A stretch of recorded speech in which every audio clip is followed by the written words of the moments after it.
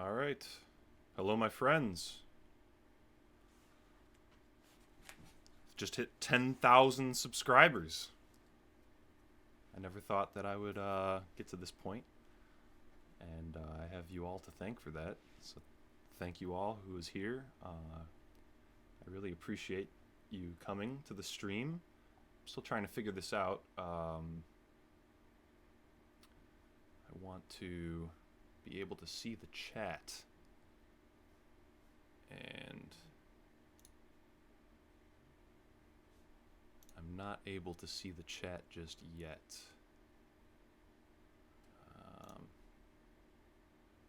Find my own live stream so that I could see what you all are saying. But I have a number of topics that I'd like to discuss. I'd like to also just chat with the chat, so I want to find this first.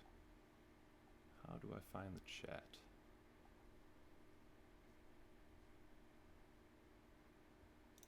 Oh, here we go. Here we go. Now I see you guys. So, I just have a number of potential topics that we can discuss. Someone earlier in the Discord was saying that he wanted to discuss language and how it relates to Abrahamic manipulation, and how the Abrahamists will manipulate language. Well, actually, to start, I should say one topic that I'd like to focus on a little bit, if you all are interested in it, is how Platonic thinking inherently diminishes the value of race. And this is a contentious issue among pagans in pagan circles, because there are a good number of pagans who claim to be following some kind of Platonic or Neoplatonic tradition. Survive the Jive being one high-profile example of this type of thinking. Thank you, Ruiner. Thank you, everyone who's in the chat right now. I can see you. I hope it's not too delayed, so I can actually have a conversation with you guys. Let's see. Varg 2, he worships the placenta. I don't worship the placenta. That's not what I do. But yeah, so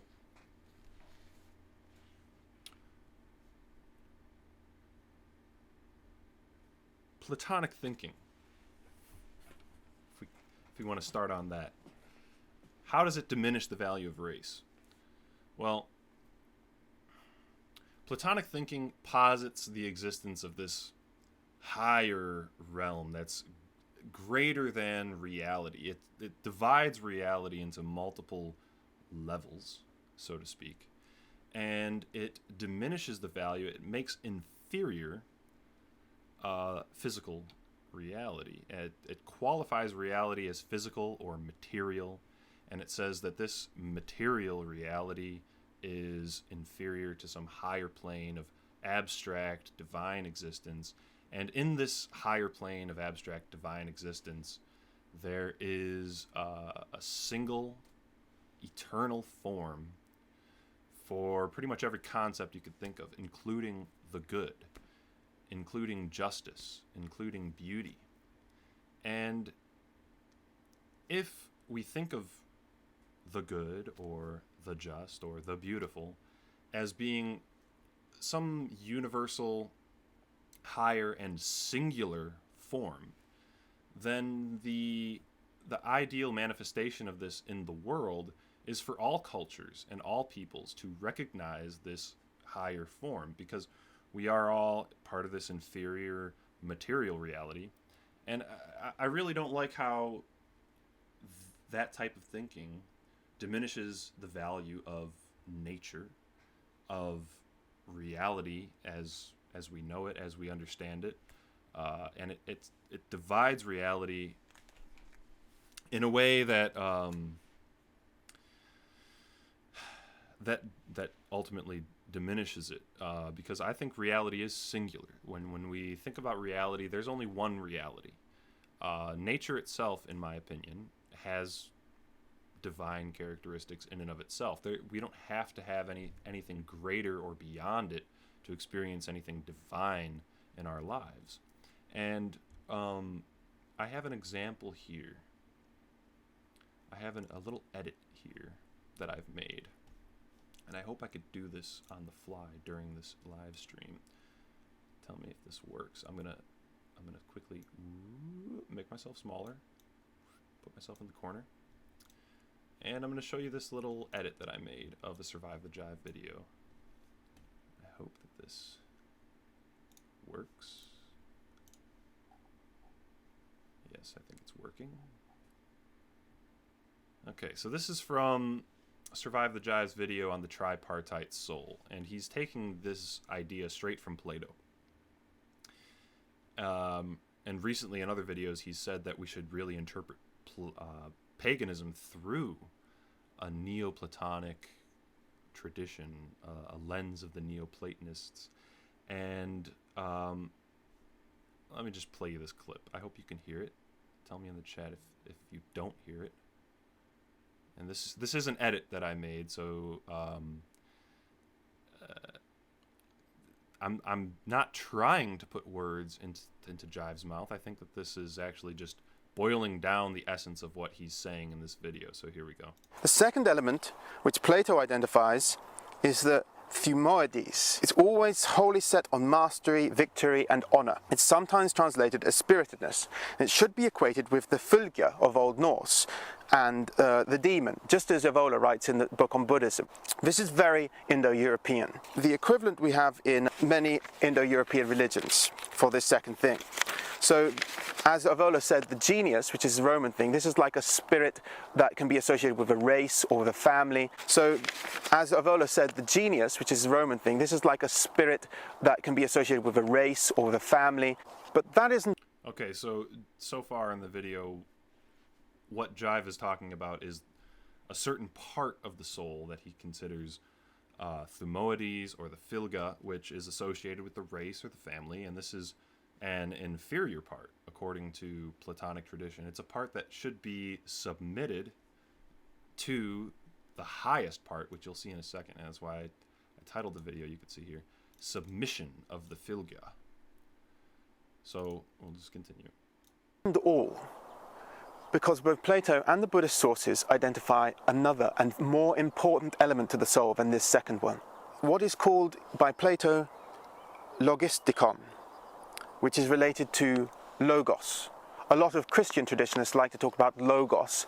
I mean, it can sometimes be translated as the word in Christian theology, but when we're talking more generally in perennialism, we mean the underlying ordering principle of existence itself. And ultimately, it leads towards the absolute, the unconditioned, with no contingencies at all. That is everything, the ultimate metaphysical truth. This is the highest form of existence that you can achieve, and it's the most important element of the soul. And in Buddhism, when they talk about you, then they say rejecting, when you say I am not that, when you're presented with these other elements, for the lowest of element, the contingent aspects of earthly cravings, you reject those. That is not I. You reject then even the second element, which is the identity of that comes from your fylgja in Old Norse, like a spirit that can be associated with a race or with a family. That is not I. You reject then even the second element, which is the identity of that comes from your fylgja. You reject then even race or the family, fylgja in Old Norse, and then you go purely to the unconditioned, which is the highest. But Plato says that the three should be in harmony, with the third like a supreme monarch, reflecting the earthly hierarchy, the ideal earthly hierarchy, the absolute, the unconditioned, with no contingencies at all, a supreme monarch, reflecting the earthly hierarchy, the ideal earthly hierarchy. You reject then even fylgja in Old Norse, associated with a race or with a family. This is very Indo-European. Okay, so let me bring myself back here. Oh, hold on.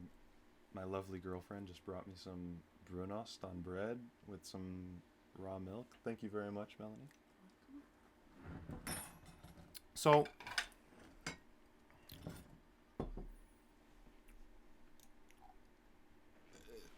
I don't want people to get confused here.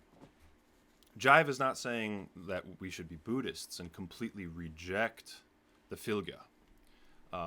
Although Buddhism is, in a way, related and very closely related to Platonism.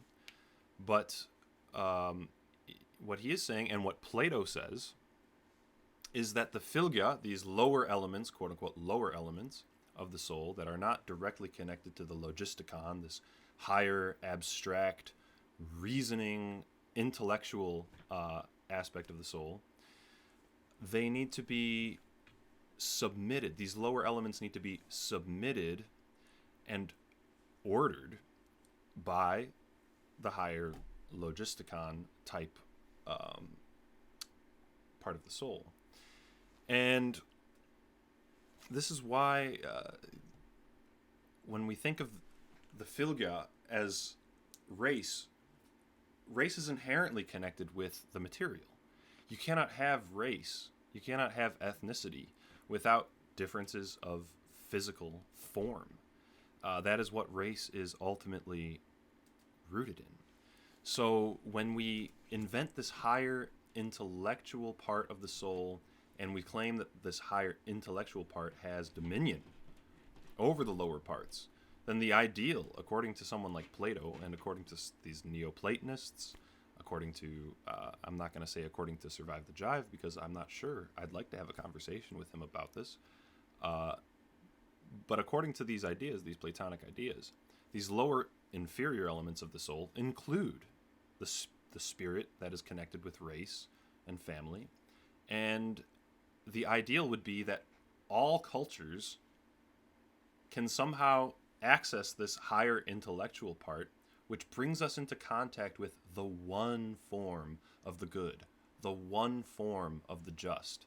And so ideally, there should be this one earthly monarch. And this is what he says in the end. Plato says that the three should be in harmony, with the third like a supreme monarch, reflecting the earthly hierarchy, the ideal earthly hierarchy, the absolute, the unconditioned, with no contingencies at all. A supreme monarch, reflecting the earthly hierarchy, the ideal earthly hierarchy. You reject then even fylgja in Old Norse, associated with a race or with a family. This is very Indo-European. I like that. It's very Indo-European to reject being Indo-European and associate yourself, allow your soul to be led and dominated by this non-contingent. It's not contingent upon race. It's not contingent upon your ethnic group or your ancestry. It's totally absolute, and it applies to everyone. So this is why this type of thinking I disagree with. I think that morality, I think that values, these are inherently connected with instincts. And instincts are inherently connected with biological facts. And these biological facts are rooted in physical, formal reality, where you cannot have the reason that we share values, the reason, and this is why race is so important. This is why the preservation of race, the preservation of your ethnic group is so important, because it is through the instincts that we can agree on something like what is good and what is just and what is valuable, what is virtuous. It's only through the instincts, and these instincts are generated through ancestry and through, like I said in other videos, ecology combined with biology.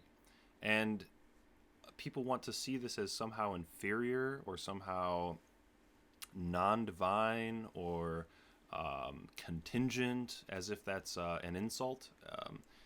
That's this type of thinking, I think, it leads to universalism. The logical conclusion of it is universalism, because everyone should have access to this one higher realm. There's only one higher realm, according to Plato, And so there's only one concept of the good, one concept of the beautiful, one concept of the just. And the ideal world would be for all humans to recognize this and bring their fylgja into line, submit it to the higher logisticon, and that can only, in my opinion, lead to universalism. So that's just my starter for this stream. I'm gonna look at the chat here. Doomguard's in the chat. How you doing, Doom? Good to see you. Unlock the Powers in the chat. Hello.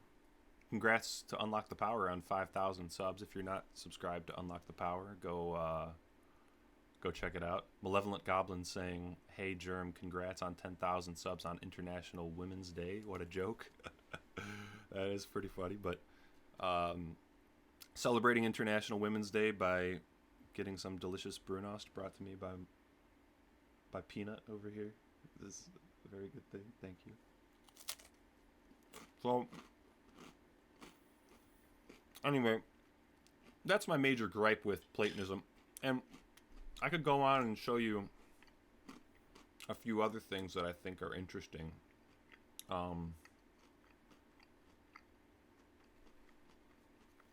Will to Power is saying, "Hey Germ, do you know of any contemporary critics of Plato who acknowledge the physical reality of race?" Well, that in particular, I honestly can't answer, but I did have one somewhat contemporary example of who I would consider real Indo-Europeans, the Scythians, how they reacted to ideas that are very closely related to Plato. We have this example here that I'll bring up. Anacharsis. You ever heard of the story of Anacharsis? Oh, by the way, before I get into Anacharsis, I have one example. I don't mean to call this guy out in particular because I think he's a decent guy. He's been in my server for a while. But he's a very Platonic thinker. And I'll just bring this over here. He's a very Platonic thinker. And I asked him a question, a very simple question. What if we all look the same? Could there still be different races? And he says, race isn't looks. So yes, if we all look the same, this is, I think, a logical conclusion of Platonism, then there could still be different races. This is utterly disconnected from reality. The reality is that race, values of race, our instincts, are fully dependent on the physical reality. And there's no higher reality. There's no reality itself, nature itself can be divine. That's where we have to find divinity. There's only one reality. To try to split reality into multiple levels, I think, is divorcing yourself from reality. So this is the type of conclusion that I think it's logical to come to, which is that we could all look the same, and yet there would be different races. That is absurd on its face, in my opinion, and there's really no need to argue against that. It defeats itself. So, anyway, back to the contemporary example of Anacharsis. Anacharsis was a Scythian, and the Scythians, I think, are a good example of a true Indo-European group. And Anacharsis was the son of a Scythian chief. He was half Greek, so he was, you could say, racially or ethnically mixed. He came to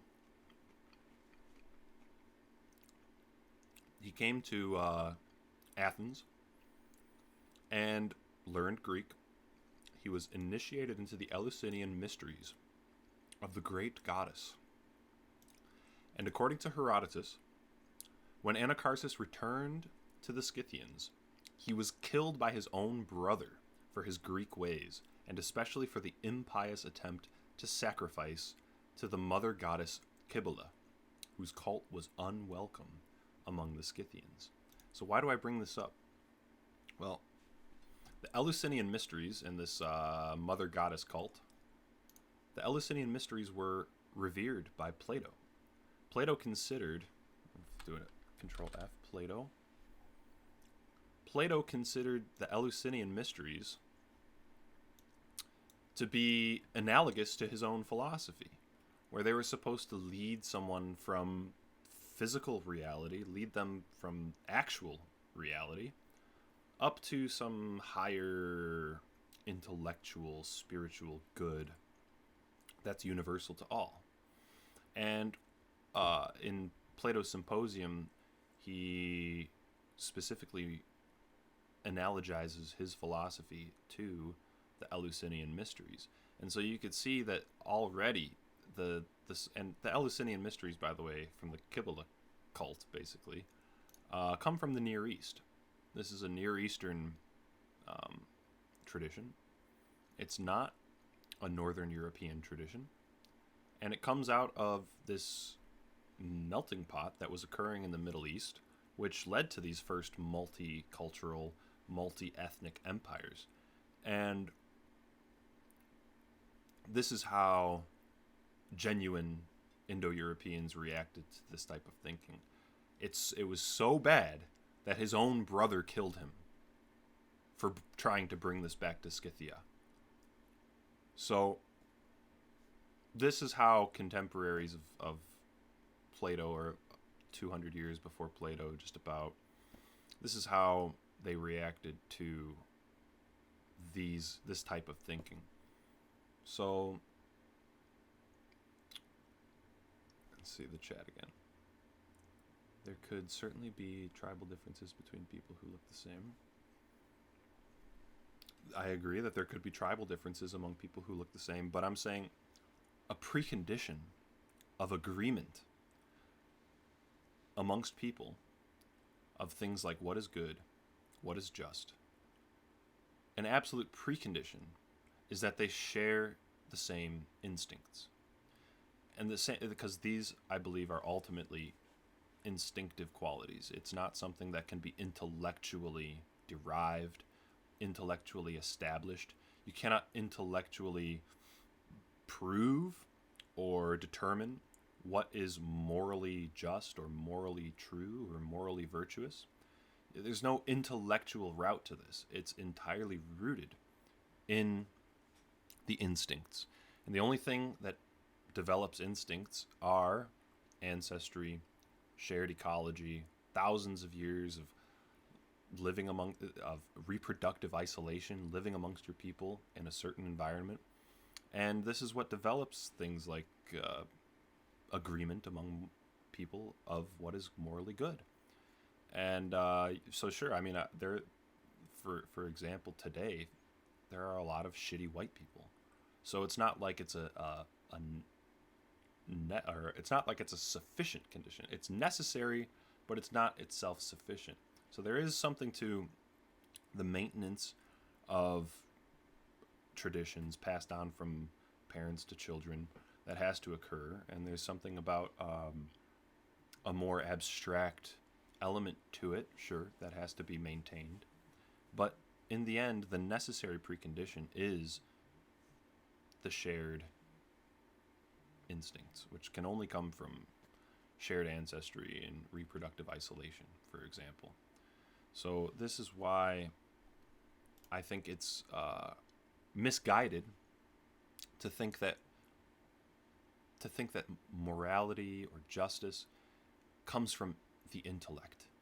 It doesn't. There's no if someone is instinctively drawn to a certain value set, instinctively drawn to a certain way of viewing morality, it's not intellectually derived. So, listen. It makes sense that the whole idea of different realities come from the Middle East and apparently crystallizes in Christianity. I agree. Even someone like Alexander the Great, he was heavily influenced by the Athenian Platonic school. And what Alexander the Great ended up doing, after being so heavily influenced by the Athenian Platonic school. He tried to unite Persian culture with Greek culture. He betrayed his Macedonian troops. And once he gained foreign contingents under his power, he basically fucked over his Macedonian troops. Is it Macedonian or Macedonian? Either way. And he gave Macedonian names to the foreign contingents under his rule. He dressed up like the Persians. He visited the Jews and said that the Jews were a very honorable example of spiritual practice, I guess. And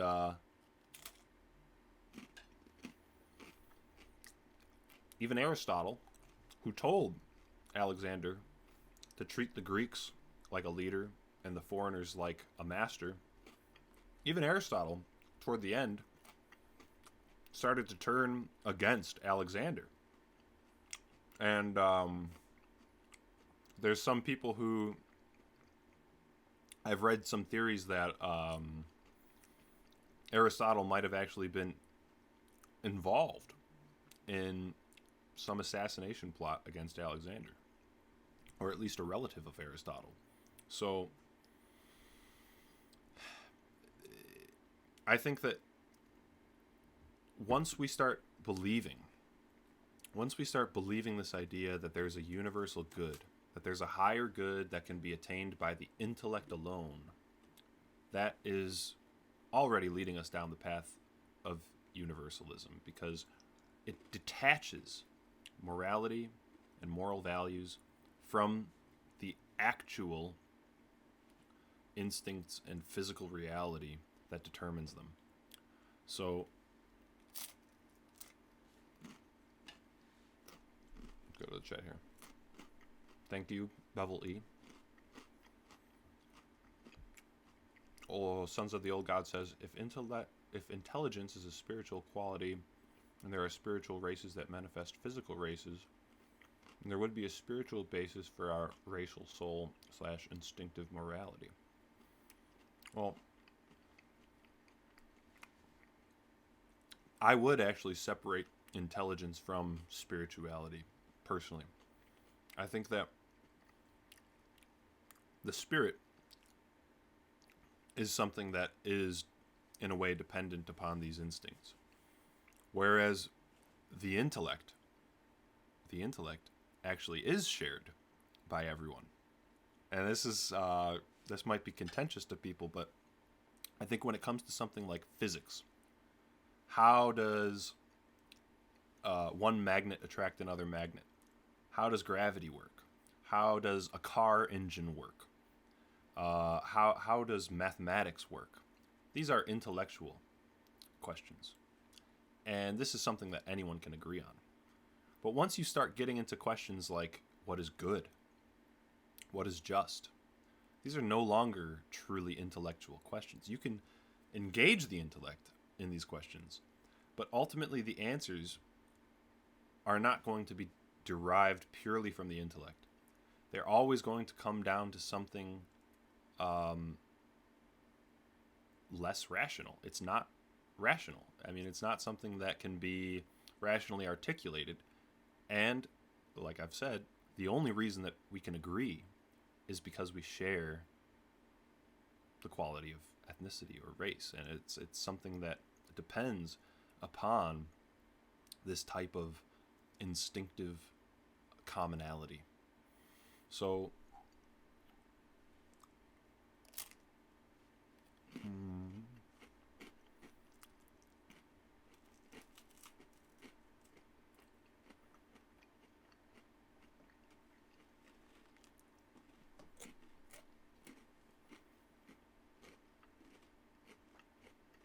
yeah, I mean, Mugen just says, but your instincts are irrational, Goy.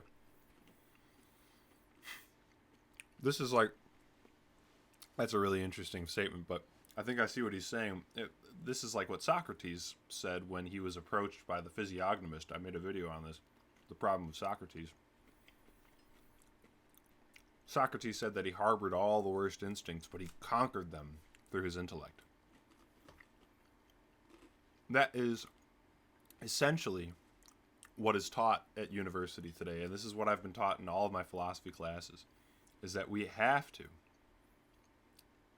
use the intellect to conquer our bad instincts, rather than recognizing that instincts are the basis of how we can agree on anything about what's good. And the only reason that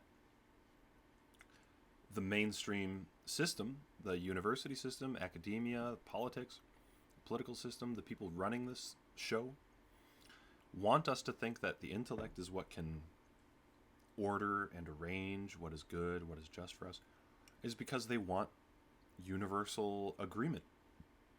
And they want people universally, all cultures, to restrain their individual, unique, instinctive understandings of what is good and what is just, and subsume them to a larger universal system. So, what else are people saying? Scholars always shield the Platonic Kantian worldview. Yes, they do. I'm taking a class right now on Kant. Last semester, I took a class on Plato. We spent the whole semester discussing Plato's Parmenides, which is one of the most Pythagorean Platonic dialogues that exists. And it's all about the one, how all of these concepts derive from the one. There's one form of the good. There's one form of the just. And all peoples throughout all the world should be following this one form. Well, personally, I don't think that Africans or Asians or Aborigines down in Australia have the same one form of what is good as white Europeans. It's not that's not my mode of thinking, and that is what that type of thinking should lead to.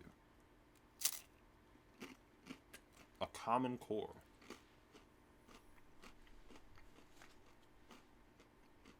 So,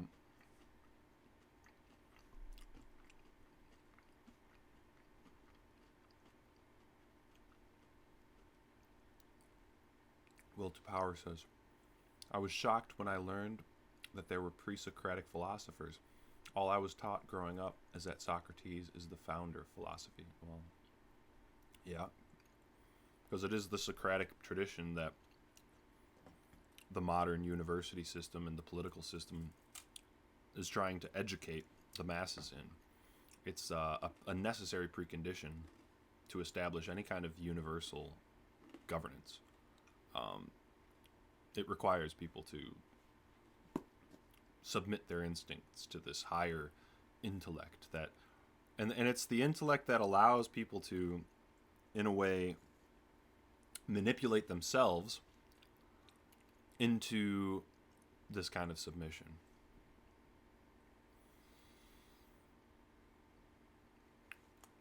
I have not read The Sphere of Empedocles. No. I'll check that out. Socrates, the first decadent, as Nietzsche called him. Yes, I agree.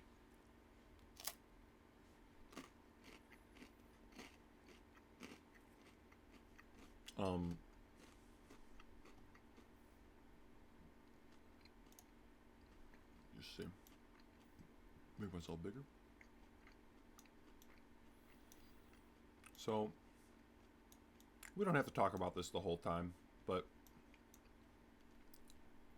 and honestly, I'm not going to be on for too long tonight because being a spiritual peasant, a real life peasant, I have to go to work early tomorrow on a Saturday, so I have to get to sleep at some point. But how much was Marx influenced by Plato? I think Marx was heavily influenced by Plato because Marx was influenced by Hegel, and Hegel was influenced by all kinds of Kabbalistic traditions and alchemical traditions, and these sorts of traditions exalted Pythagoras and Pythagoras was one of the main influences on Plato. So you could draw these lines. I'll bring one other thing over here. One more thing. The genealogy of Platonism. And I'm going to do a major presentation on this, but I'll just read this. We could actually talk about other things if you guys would like. Will to Power says, can we talk about an issue of true importance? Have you found any more folk heroes of a caliber and magnitude that approaches Stan Rogers? I honestly haven't, and I've been looking.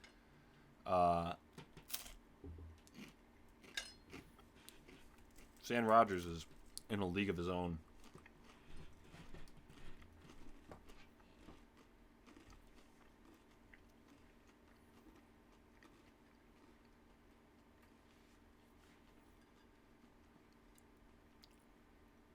I do have a source. Hey, Melanie, could you go grab me, it's an orange book on my bookshelf, Hegel and the Hermetic Tradition.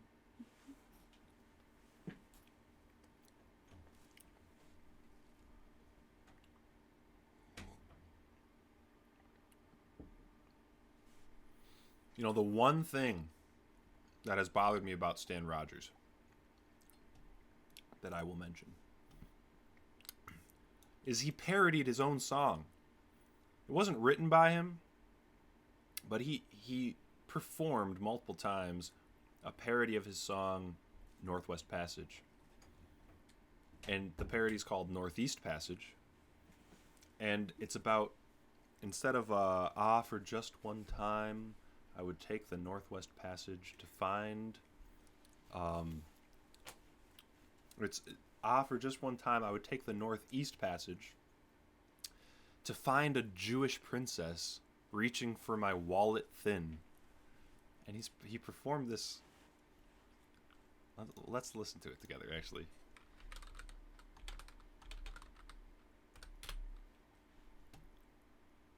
Be all over the place in this one, but. For just one time, I would take a Northeast Passage to find a Jewish princess reaching for my wallet thin, with her well-coiffed hair and her extra long eyelashes and a mother waiting eager to move in. Westward from New Jersey, 'twas there I often hied, the she-route to stark poverty, o'er which so many cried. Seeking gold and beauty, Ralph Lauren covered bones, picking from among so many different clothes. For just one time, I would take the Northeast Passage to find a Jewish princess reaching for my wallet thin, with her well-coiffed hair and her extra long eyelashes and a mother waiting eager to move in. So, I mean, it is kind of funny. It's kind of funny. And he's making fun of the Jews. But yes, as Will to Power is saying, it undermines what I would consider actually a spiritually important song. I mean, I think it is a beautiful... I have reverence for that song, the Northwest Passage. And for him to be willing to sort of undermine that a bit by performing this parody, it in a way bothers me. But regardless, he's a genius. So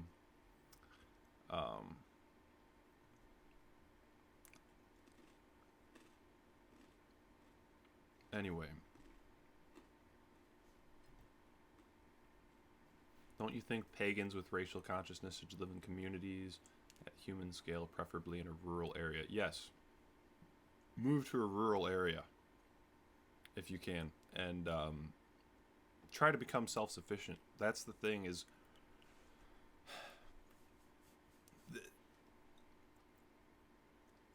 the whole way that we can be controlled, the entire control mechanism that is placed on society right now, is by creating dependence, getting people to become dependent on a corporate job, where that corporation can then monitor and control you in a way that the government cannot, at least at the moment, in America at least, and getting you to become dependent upon the goods and services that they provide. And the more we can separate from that, the less dependent we become, the more power we have unto ourselves, the better we can raise our children. And I'm telling you, it'll be the generation after us. It'll be the generation that's raised outside of these conditioning influences that will really be the heroes in the future. Those are the people that will do way more than any of us ever could, if we can actually raise them and give them a chance to grow up without the corruption, without the poison that's given to us. And that is what we need for the future.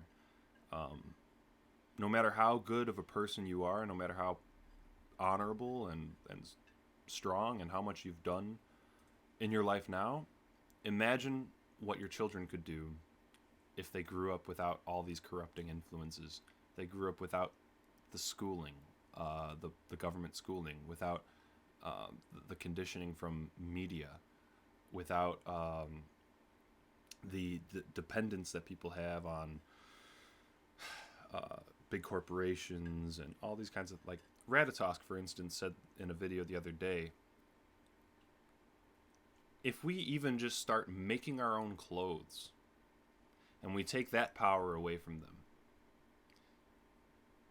that's a major step forward. And like my girlfriend right now is knitting a hat. That's such a tiny thing, but in the grand scheme of things, it's a step forward for us to rely on ourselves. And I think it would be much better if we had people doing more of that. And that is the type of major impactful thing we could do, is even if it's just making your own clothes, taking away power from them one little thing at a time. That's the true step forward. The true step forward is not it's not having a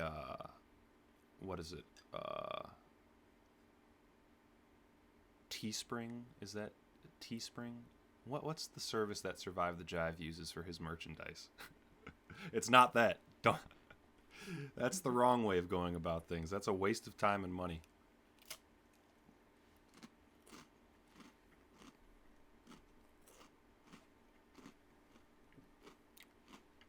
Out East says, but isn't it unfair to say that rationality is universal just because logic was invented only once in history by Aristotle? Well, see, I have a very limited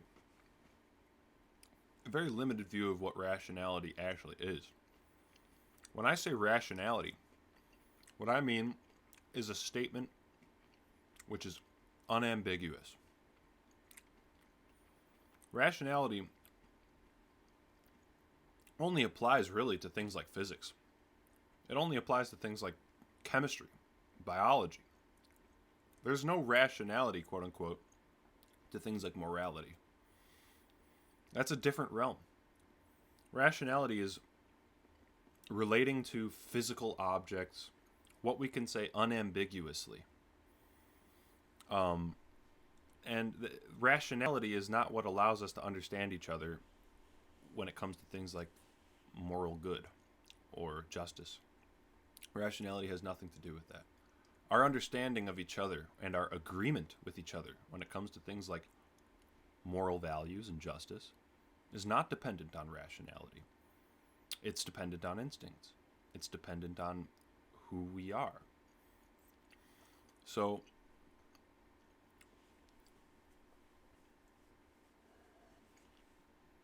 Mugen says, take the Gady pill. Yes. Look up Bill Gady. Bill Gady has revolutionized science, physics.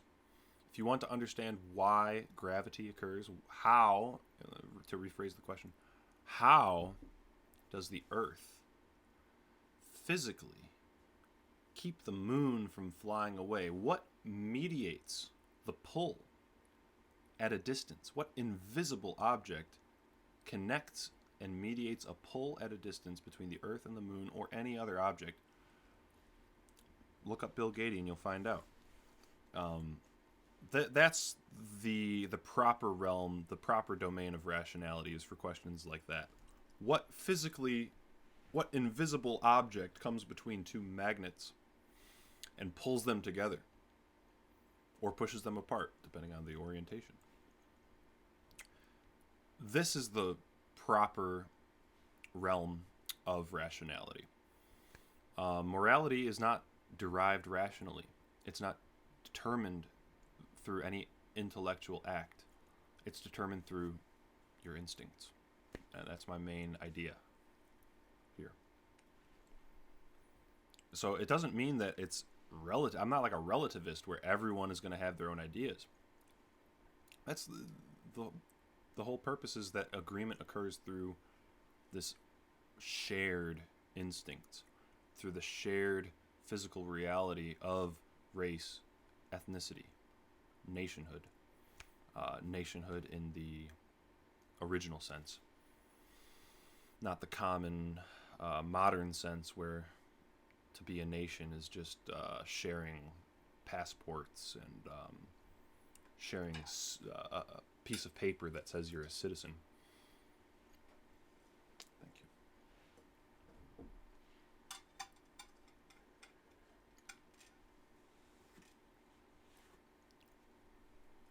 Since human thoughts come from biological systems, could one use rationality to examine the origins of these thoughts, even if we couldn't use rationality to examine the thoughts themselves? Well, this is kind of what I'm trying to do, is to root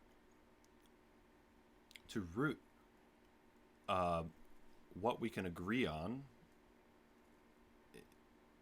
the irrational things we can agree on, so to speak. And see, we've been taught, this is part of the modern conditioning, that we've been taught that to be rational is good. That is a contradiction, and it's a misapplication of concepts, in my opinion. Rationality is not synonymous with good. Rationality is just synonymous with understanding. It's synonymous with unambiguity, disambiguity. It has nothing to do with good. So people who want to say, "Oh, well, my moral system is rational," this is an impulse that we have that is from the conditioning that we have that says, you have to be rational. You have to be. It's a very broad and colloquial way of using rationality. And I'm saying that there's no way to rationally derive the good or the just. The precondition of agreeing on these things is shared ancestry. I'm repeating myself, so.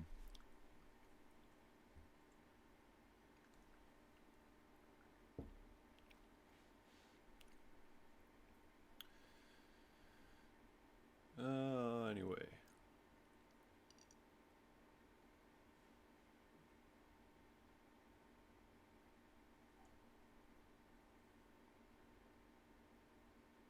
How much in debt are you due to university fees, and how do you plan to get out of that debt? Honestly, I'm not in that much debt. I got pretty good scholarships.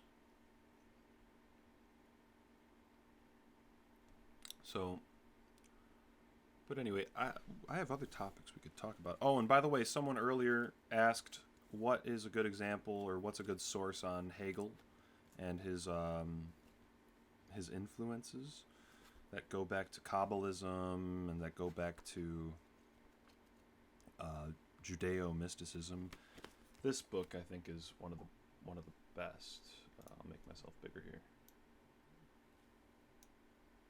Hegel and the Hermetic Tradition. It's an excellent resource.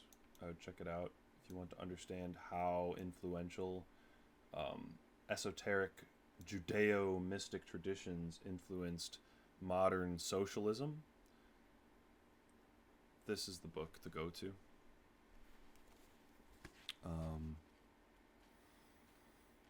Let's see if I could just find one part here.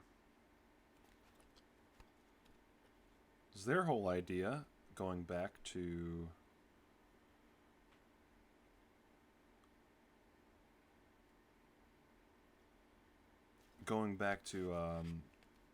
my disagreement with Platonism. Their whole idea, Hegel's whole idea, is here he outlines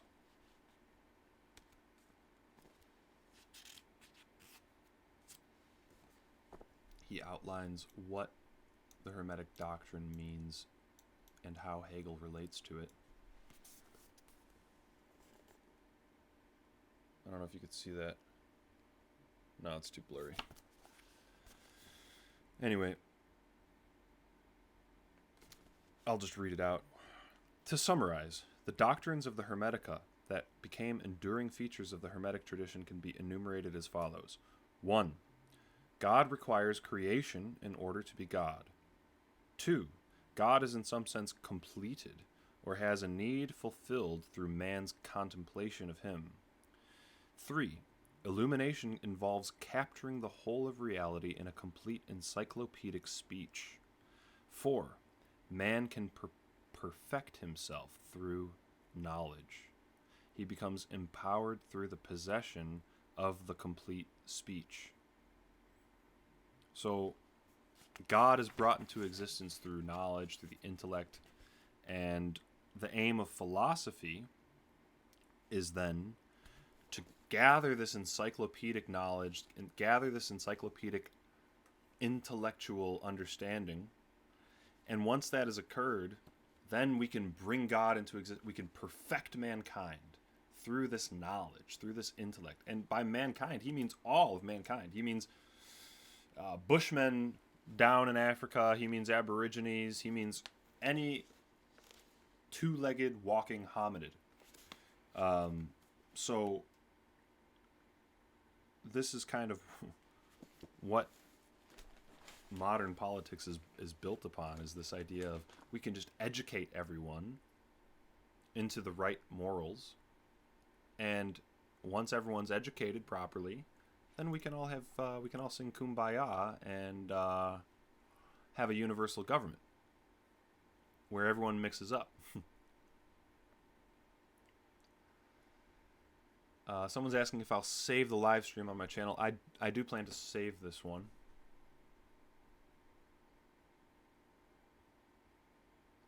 Does he say that explicitly? In the 1800s, did blacks count as everyone? That's a good question, though. That is a good question, because what did Hegel believe explicitly about the extent of mankind? What does that concept actually entail? I can't tell you. I'm not sure, but I can tell you that what grew out of this is this continuous expansion of the idea of mankind. I mean, and if you go to what the Jews actually think, the Jews think that Jews are the only humans, and the rest of us are just goyim. So there is a possibility that he had a very limited view of what human is. But today, and the intellectual heirs of this tradition, they believe that obviously the Bushmen and the Aborigines are part of this larger group. So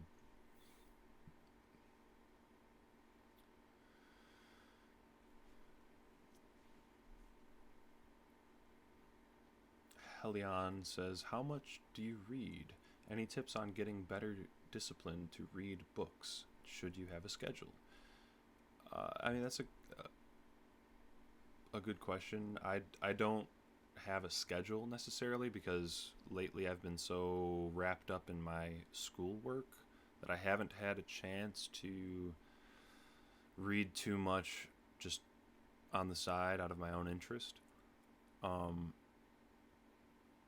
But I think it is good to, at least at first, if you're not a big reader, to set a schedule and force yourself to stick to it, because the thing about reading is if you're not used to it, if it's not something that you do regularly, it'll make you tired. It'll exhaust you pretty quickly, especially if you're reading things that are dense. But the more you do it, it's like exercising. The more you do it, the easier it becomes, and the more enjoyable it becomes, and the more you actually crave it. So if you're having a hard time getting into reading, then yeah, set yourself a schedule. Read a couple hours a night, and the more you do that, the easier it'll become, the more interesting it'll become.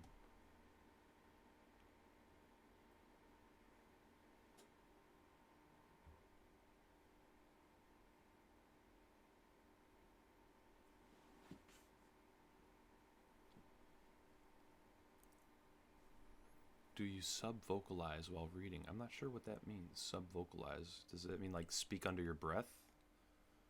So that's, I've honestly always considered people who, the sorts of people who can't just count in their heads. Like if they're counting something, they have to say 1, 2, 3, 4. Or if they're reading, they have to like say it under their breath. I've always considered that to be somehow inferior. Not sure why, but I've always considered that to be somehow lacking. I don't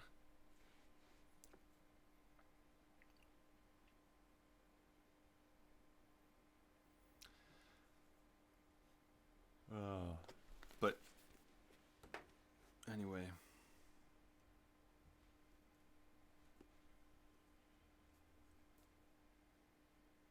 Let's see. Oh, we could go back, I guess, if you'd like, if people are interested. I could go back and just read this real quick.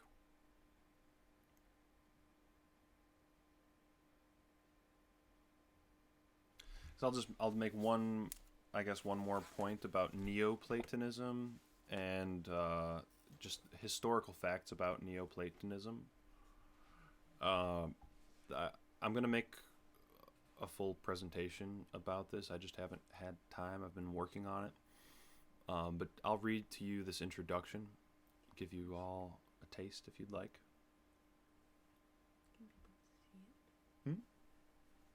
The camera. Oh, yeah. Here we go.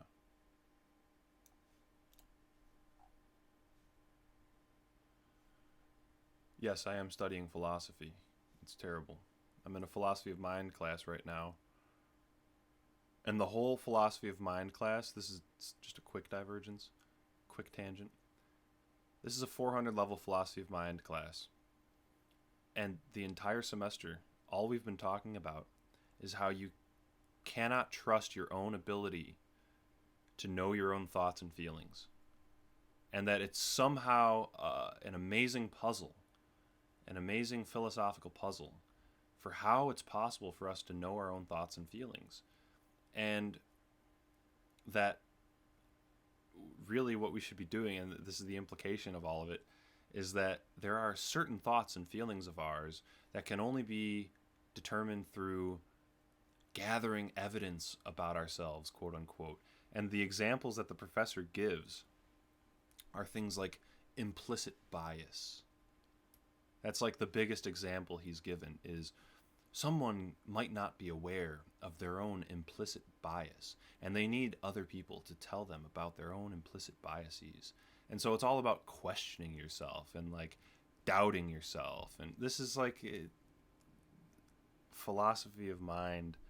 It seems like it's a big psyop, honestly, against kids to get themselves to question, doubt themselves, externalize the authority over their own thoughts and feelings and say, oh, well, yeah, maybe I don't know about my own implicit biases. Maybe I really, it's all getting you to question yourself. Anyway, let me just read this real quick. The following provides an outline or a timeline of the major leaders in Pythagorean, Platonic, and Neoplatonic philosophy, beginning with Pythagoras in 570 and ending with Damascus in 458 AD. Bolded and italicized sections show a continuity from beginning to end in many major respects. Firstly, the congruence of the Platonic Pythagorean doctrine with Judaism and Judeo-mystical traditions originating in the Middle East, as well as the fact that Plato derived his philosophy from Pythagoreanism directly, which leads seamlessly into Neoplatonism. For example, the doctrine of a divine one, an esoteric form of monotheism, can be seen throughout, as well as a distinctly universalist view of mankind. For example, see Aristophanes' rejection of racial purity, as well as oddities that can imply continuity from Pythagoras on, such as vegetarianism and pederasty, as well as doctrinal secrecy and fear of public knowledge of their doctrines. So this is the interesting thing the last thing I'll say about Platonism is one of these major famous Neoplatonists, Iamblichus. He was part of this royal priest kings of Emesa family. And he was around only about 30, 40 years after this famous Roman emperor, Elagabalus, from the same family. And this is a circumstantial argument. I understand this is very circumstantial, but Elagabalus came from a Syrian, the same exact Syrian family, the priest kings of Emesa, the same ones as Iamblichus, same family. And Iamblichus was this huge, influential Neoplatonist, so you could see how there's like a family tradition going on here. And Elagabalus was reputed for his extreme eccentricity, decadence, and zealotry. And by that they mean he liked to dress up in women's clothes. He liked to have homosexual sex with his guards and stuff. He defiled the Vestal Virgins. He tried to bring in to Rome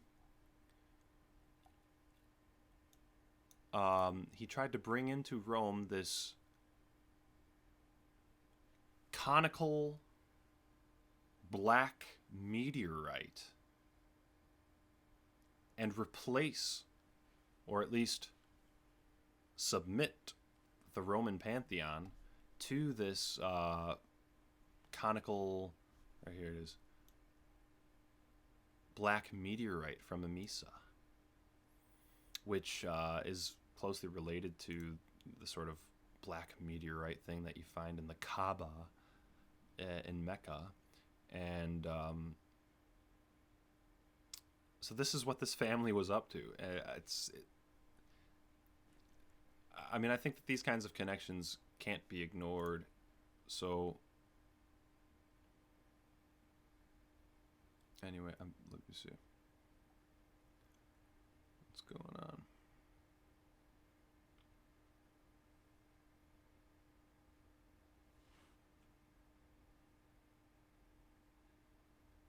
Will to Power earlier said, isn't this exactly what we were just talking about? Isn't non-intellectual racial consciousness an implicit bias?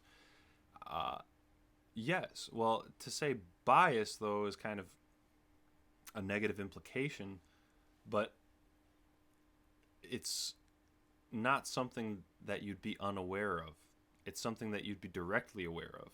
So the whole implicit bias thing is to try to get you to agree that you have certain feelings or that you have certain thoughts that you were never aware of. It's trying to get you to accept something that someone else is telling you about yourself that you were never previously aware of. It's getting you to doubt and question yourself, whereas I'm saying what you should be doing is the opposite, not doubting and questioning yourself, not doubting your instincts, but embracing them. And if you have bad instincts, then really this is you're not my target audience. If you feel like your instincts are bad, then maybe you do need a therapeutic philosophy like Socrates. But for those of us who still feel like they're connected with good instincts, those of us who still feel like they're connected with something that's fundamentally good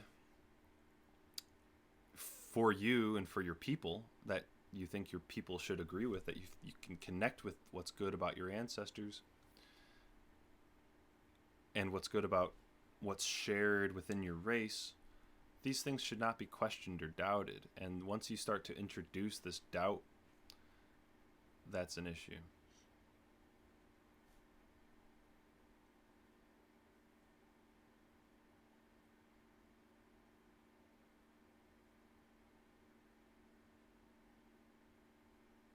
Here, I can link this document in chat. And I made it so that you can comment. Nobody's commented yet, but I made it so that anyone can make comments on this document. So I'd be interested in your comments.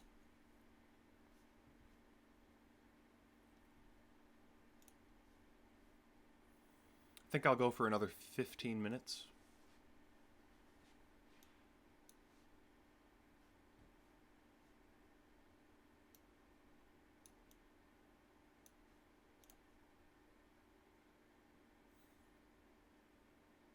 People talking about Golden One and Varg.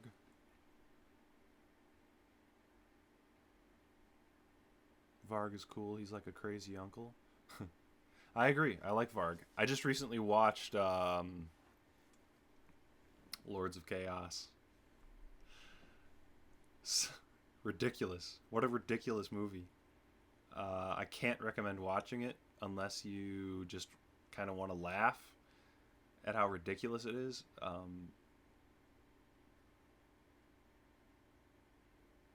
It's really interesting to watch the movie and then watch what Varg says about it, because no, I didn't pay for it.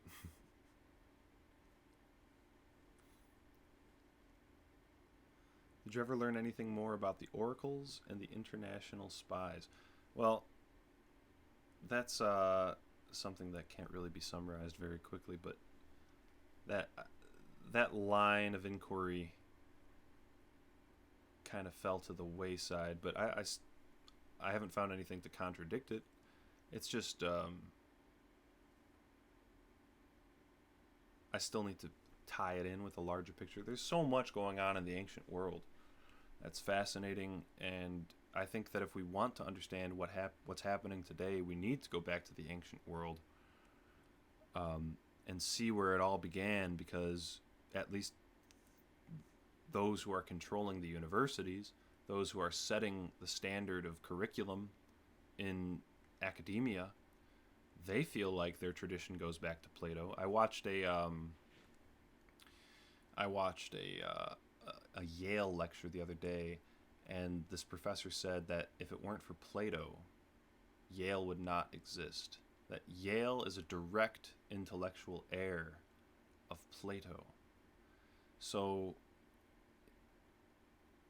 unless you agree with what Yale has been putting out there, was it Yale that was the university that had that big controversy over costumes, Halloween costumes being culturally insensitive or something like that, and the whole faculty like sort of bent over backwards to accommodate and pacify these angry, raving people about the culturally insensitive costumes? So this is the intellectual heir of Plato. But so I mean, all I mean to say with that is that we should be going back to the ancient world and trying to untangle the narratives that we've been given about the ancient world, and see where this whole international, multicultural one world mentality began. Because it goes a lot farther back than a lot of people imagine.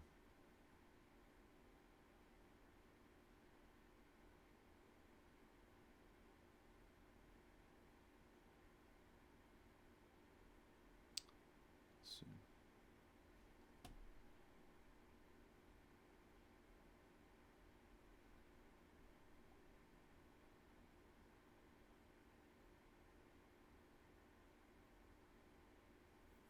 Little Prince asks, is Lords of Chaos at least a good movie even though it's false? No.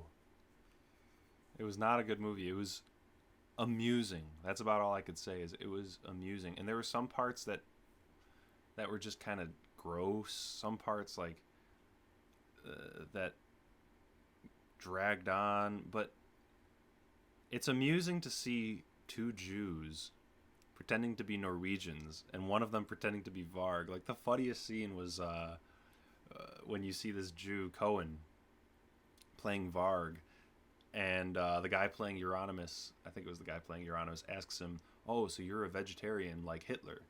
And the Jew playing Varg says, oh yeah, exactly like Hitler.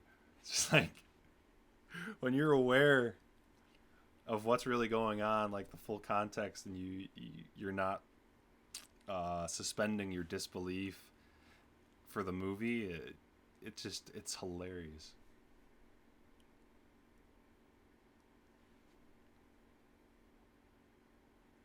Yes,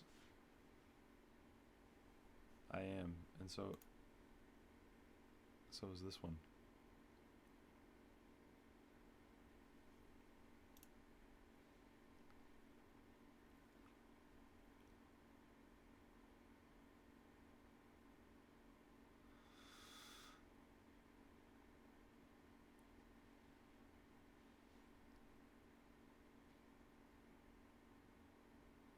Thank you to those saying congratulations.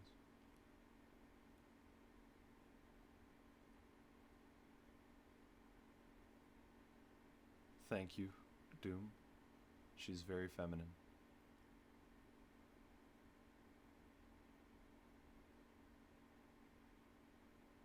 I honestly didn't even believe a girl like this could exist in the modern age, but she comes from a rural area in Quebec, so it's like some kind of untouched shire. You gotta find a girl from some untouched shire in the world, some rural area. Go.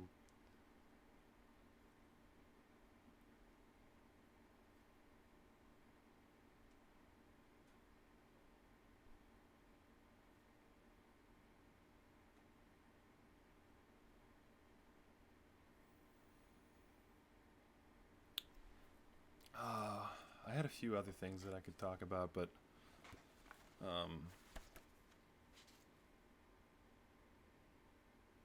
in my German class, speaking of more university propaganda, in my German class, we have been learning how Germany is an Einwandererland.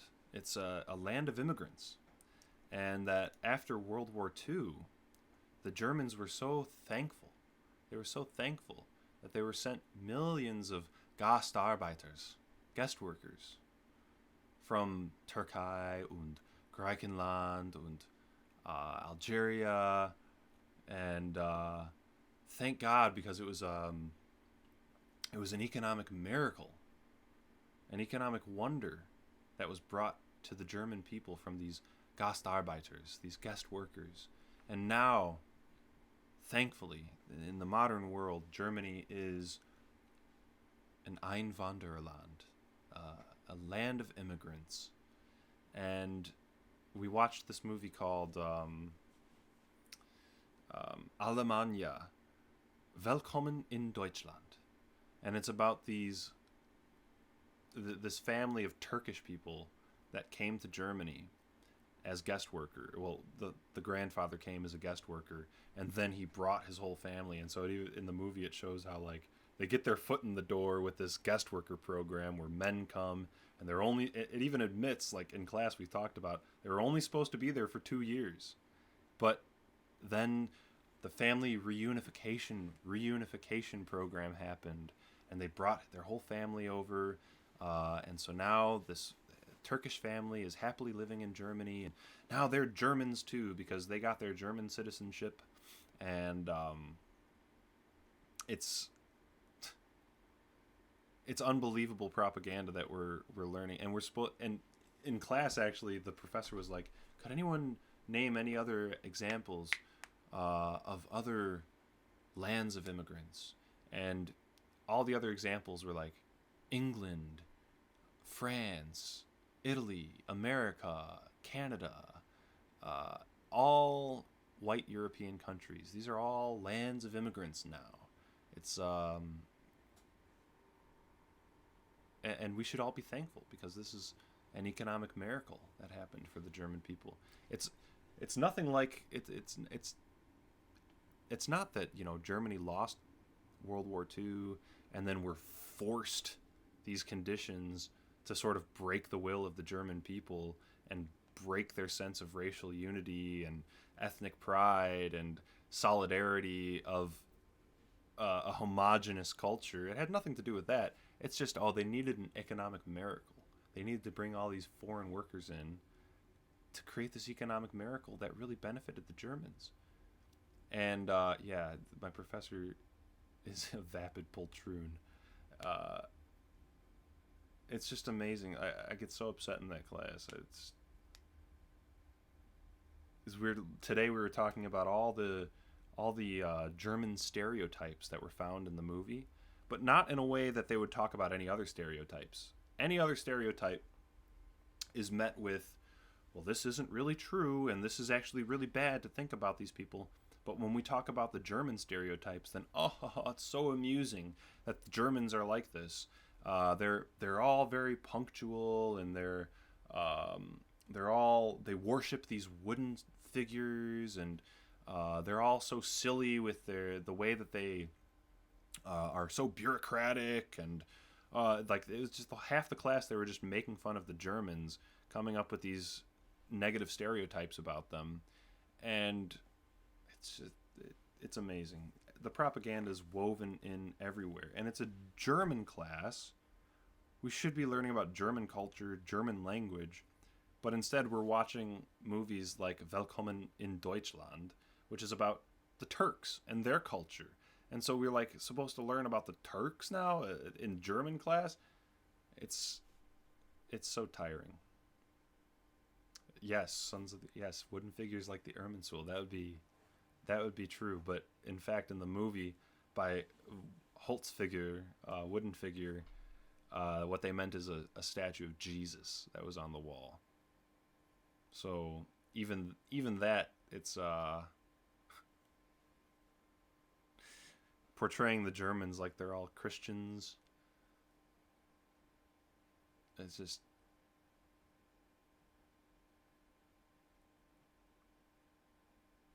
I couldn't tolerate the pause of the modern university. I don't know how you do it, AG.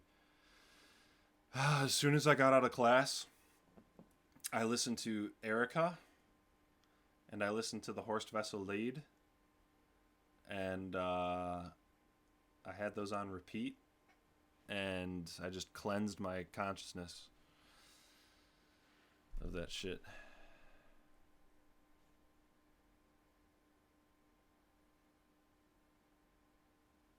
Meine Deutsch ist schlecht, nicht sehr gut. I could read and understand a lot more than I could speak. I don't practice enough speaking.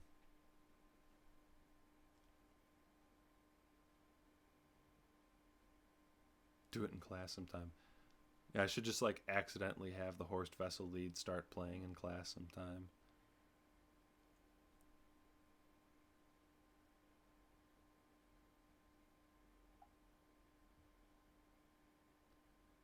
Die Fahne hoch, den Reihen fest geschlossen. Shit, if I sing too much of this, the stream's gonna get shut down.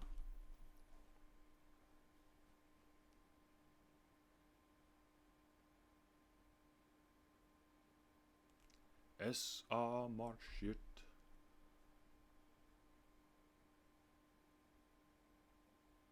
My volume is too loud. Maybe I'm too far from the mic.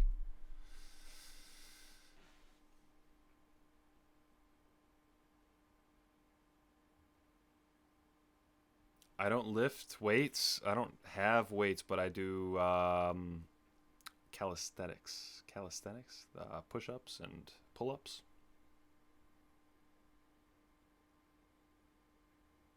I do align with Varg's style of thinking. I think that the best thing we could do is become independent of the system. It's the best thing we could do. It's better than arguing about things like metaphysics or how to interpret ancient pagan sources or things like that. It's fun to talk about those things, and it is important to get on the same page when it comes to spirituality. But the most spiritual thing you could do, and I think how I understand spirituality in general, is your spirit is how you live your life in general. What your whole lifestyle as a holistic thing is. And you're more spiritual if you're living the way that your ancestors lived, or more closely to how your ancestors lived, than someone who's going to be living in the city, working in some kind of academic capacity or some kind of corporate job or something like that. It's far more spiritual to be pursuing a life that frees you from that kind of systemic control. So someone like Varg, I think, is extremely spiritual in just the way he lives his life. Do I condition my beard? The only thing I put in my beard sometimes is beeswax. I get some nice beeswax from a customer, actually, at the place I work. He brings me a bar of beard beeswax.